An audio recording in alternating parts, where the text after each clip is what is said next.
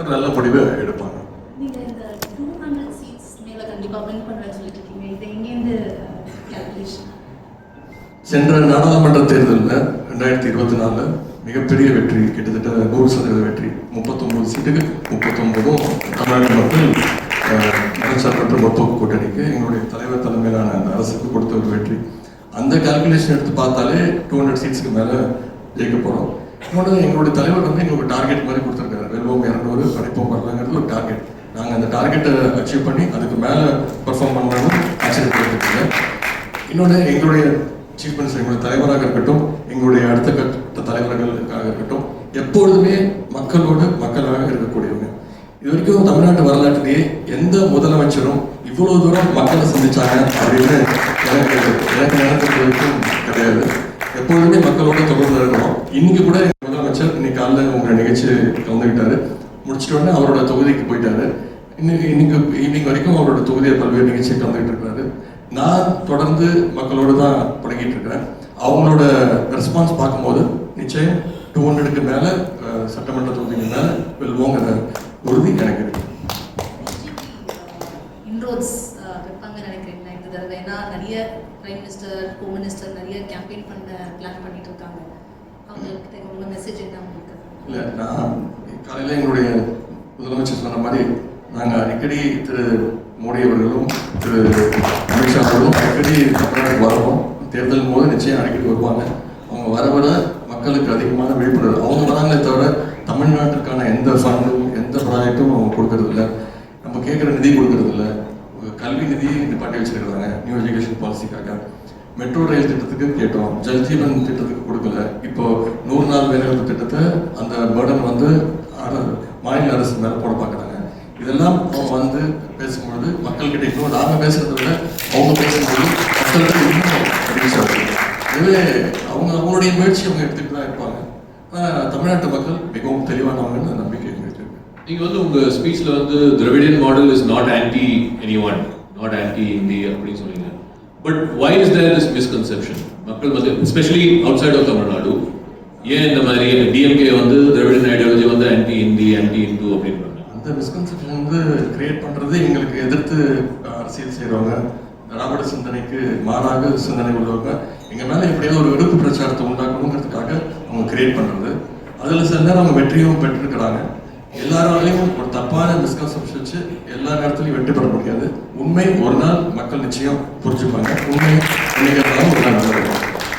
பிஜேபியோட கன்டென்ஷன் வந்து இந்த ஸ்டேட்ல இருந்து இண்டஸ்ட்ரி போறாங்க, செமிகண்டக்டர்ஸ் கோயிங் அவே, கூகுள் வந்து வேற மாநிலத்துக்கு போறாங்க. நீங்க வந்து அது பொலிட்டிக்கல் காரணத்தினால போறாங்கன்னு நீங்க சொல்றீங்க. அவங்க என்ன சொல்றாங்கன்னா அவங்க இண்டஸ்ட்ரியல் பாலிசி சரியில்லை, அதனாலதான் இண்டஸ்ட்ரி வர மாட்டேங்கிறாங்க. இண்டஸ்ட்ரி மினிஸ்டர் பதில் சொல்லியிருக்காங்க நான் நினைக்கிறேன். தமிழ்நாட்டுக்கு பல்வேறு விதமான எல்லா வகையிலையும் ஒரு பரவலான வளர்ச்சி இருக்கணும் தான் நம்முடைய முதலமைச்சர்கள் பல்வேறு திட்டங்களை கொண்டு வராங்க. அதற்காக தொழில்துறை இங்கே வருவதற்கு என்னென்ன செய்யணுமோ நம்முடைய அரசு அதையெல்லாம் செஞ்சுட்டு இருக்கு. இந்த ஒரு பெரிய ஒரு அனௌன்ஸ்மெண்ட் சிஎம் வந்து ரீசெண்டாக சொன்னது, இந்த 5,000 rupees 5,000 ரூபாய் மகளிர்களுக்கு.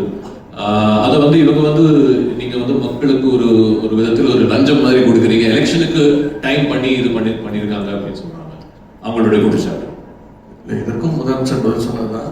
இது வந்து February 13 மிகப்பெரிய ஒரு சர்ப்ரைஸ் வந்து முதலமைச்சர் கொடுத்தாங்க.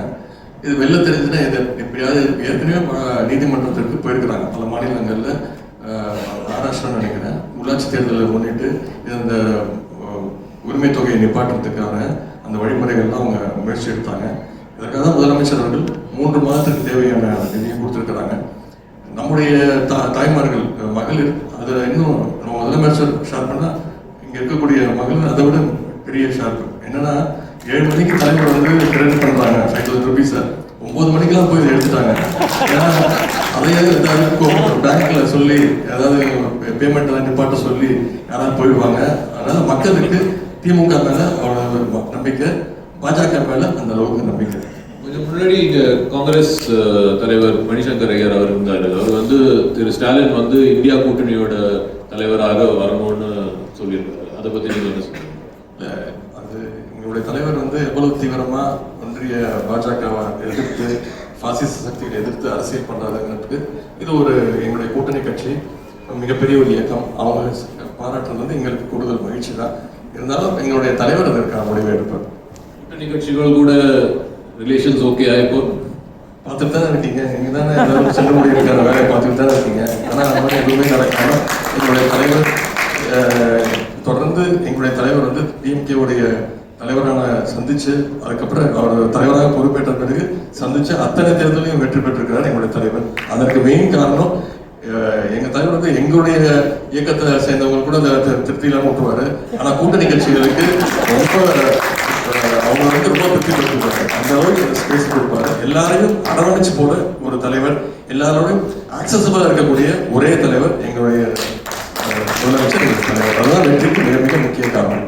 Ladies and gentlemen, the Deputy Chief Minister of Tamil Nadu, Sri Udayanidhi Stalin. Thank you very much. Thank you.